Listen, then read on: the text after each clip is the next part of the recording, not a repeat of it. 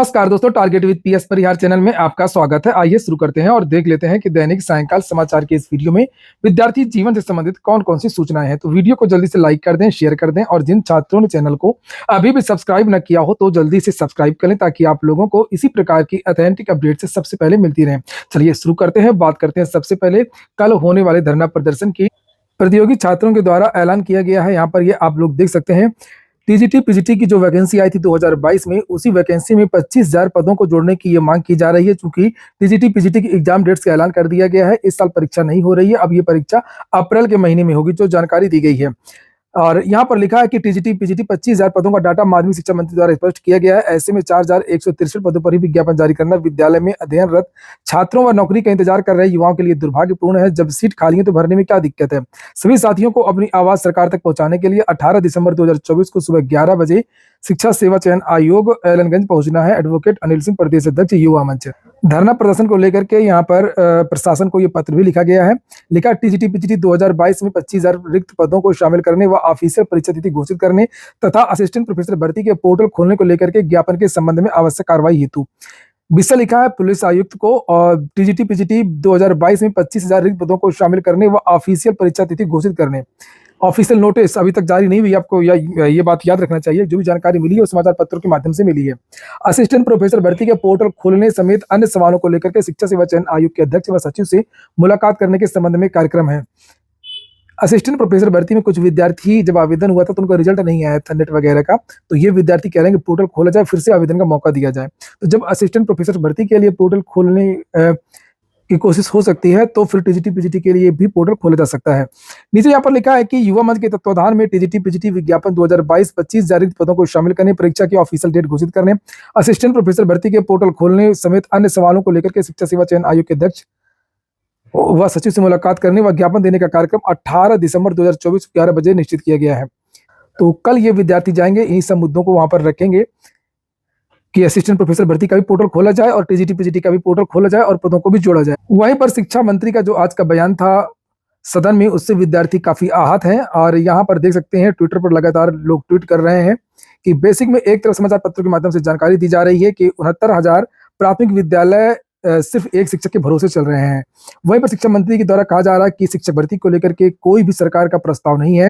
ऐसा एक बार नहीं हुआ है, ऐसा कई बार हुआ है और लगभग हर 6 महीने में शिक्षा मंत्री का इसी तरीके से बयान आता है कि शिक्षक भर्ती नहीं करनी है। दुर्भाग्य उत्तर प्रदेश का और दुर्भाग्य इन विद्यार्थियों का जो इस तरीके के जो शिक्षा मंत्री उत्तर प्रदेश को मिले हैं, जो युवा होकर के भी युवाओं की पीड़ा नहीं समझ रहे हैं। अगली सूचना उत्तर प्रदेश लोक सेवा आयोग की है। 2 सूचना है, एक तो जो आज विज्ञापन जारी हुआ है उसकी सूचना है, उसके बाद पीसीएस एग्जाम को लेकर के भी कुछ सूचना है। तो यहाँ पर ये विस्तृत नोटिफिकेशन जारी हो गया, इसको मैंने टेलीग्राम चैनल पर डाल दिया है, आप लोग जाकर के देख लीजिए। काफी सारे बदलाव हुए हैं इस बार नोटिफिकेशन में। प्रीलिम्स होगा, मेंस होगा, पेपर का पैटर्न में भी बदलाव हुआ है।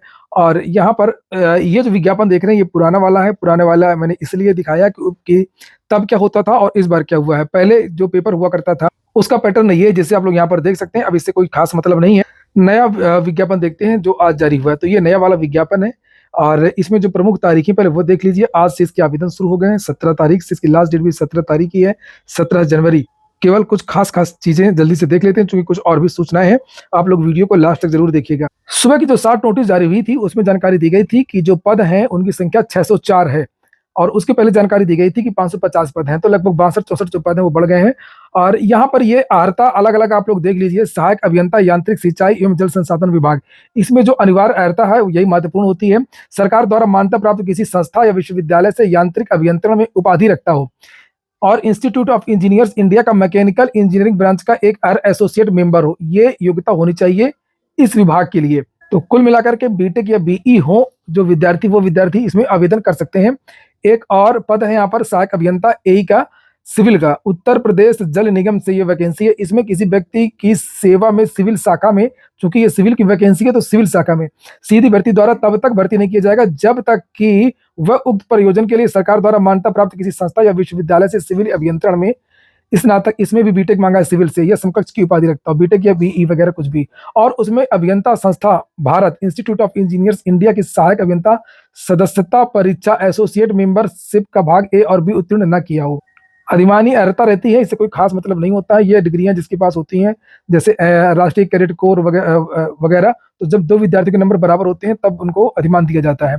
सहायक अभियंता विद्युत यांत्रिक तो इसमें लिखा है कि उक्त प्रयोजन के लिए सरकार द्वारा मान्यता प्राप्त या किसी विश्वविद्यालय से विद्युत या यांत्रिक अभियंत्रण में प्रदान की गई स्नातक की उपाधि हो। तो इसमें भी संबंधित स्ट्रीम से अगर आपने इंजीनियरिंग किया तो आवेदन कर सकते हैं। इसी तरीके से सहायक अभियंत्रण सिविल में भी लिखा हुआ है, इसमें भी सिविल अभियंत्रण में स्नातक की उपाधि होनी चाहिए। तो ये इसकी योग्यता है अलग अलग पद के लिए। आयु वही है 21 से 40, जिससे आप लोग यहाँ पर देख सकते हैं। प्री और मेंस कर दिया गया है इस बार, ये एक बदलाव है। त्रिस्तरीय है, प्री होगा, मेंस होगा और इंटरव्यू भी है। तो इसमें ऑब्जेक्टिव टाइप का पेपर होगा और इसमें प्रश्नों की संख्या 150, सामान्य ज्ञान के 25 और 25 प्रश्न सामान्य हिंदी के और इंजीनियरिंग एप्टीट्यूड के 100 प्रश्न होंगे। कुल 300 नंबर का ये पेपर होगा, 2 घंटे का समय होगा और नीचे यहाँ पर ये सिलेबस भी दिया है। सामान्य ज्ञान में क्या पूछा जाएगा, हिंदी में क्या पूछा जाएगा और इंजीनियरिंग एप्टीट्यूड में क्या पूछा जाएगा। और इसमें साफ साफ लिखा हुआ है कि 15 गुना विद्यार्थियों को मेंस के लिए यानी द्वितीय चरण के लिए बुलाया जाएगा। द्वितीय चरण की जो परीक्षा होगी वो कैसे होगी उसके बारे में भी यहाँ पर जानकारी दी गई है। यहाँ पर ये देख सकते हैं, द्वितीय जो मेंस होगा उसमें एक ये पेपर होगा और एक ये पेपर होगा, मेरिट इसी से बनेगी। लिखा सामान्य हिंदी 25, प्रत्येक पर 3 नंबर का यानी 75 नंबर की हिंदी आएगी। 300 नंबर का ये आपका मुख्य विषय होगा, सिविल इंजीनियरिंग, मैकेनिकल इंजीनियरिंग, विद्युत इंजीनियरिंग वगैरह।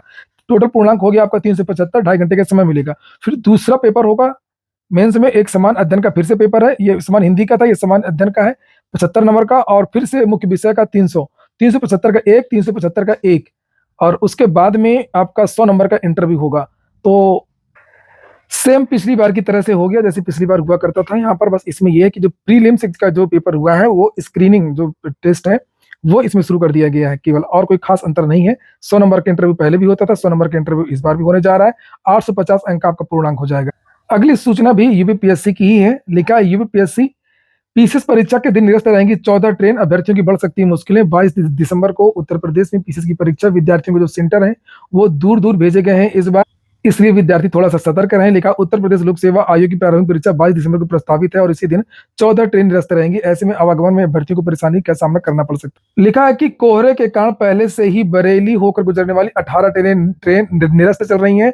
40 के फेरों में कटौती की गई है। 19 से 24 दिसंबर के बीच 14 ट्रेनों को और निरस्त किए जाने का असर बाकी ट्रेनों और के साथ में बसों पर भी पड़ेगा। कुछ ट्रेन के यहाँ पर नाम दिए गए हैं, इन ट्रेनों का संचालन नहीं होगा। आप लोग इन ट्रेनों को यहाँ पर ये देख सकते हैं, इसका स्क्रीनशॉट भी ले सकते हैं। कुछ और ट्रेन के बारे में जानकारी दी गई है कि ये जो ट्रेन है वो भी प्रभावित रहेंगी, समय से नहीं पहुंचाएंगी, इसलिए विद्यार्थी थोड़ा सा समय से पहुंचने की कोशिश करें। हालांकि जो शासन है वो लिखा हुआ है कि बसों के संचालन के निर्देश दिए गए हैं। डीएम रविंद्र कुमार ने रोडवेज के अधिकारियों को परीक्षा के मद्देनजर अतिरिक्त बसों के संचालन के निर्देश दिए हैं। आरएम दीपक चौधरी ने बताया कि परीक्षा के मद्देनजर अतिरिक्त बसों की व्यवस्था की जा रही है।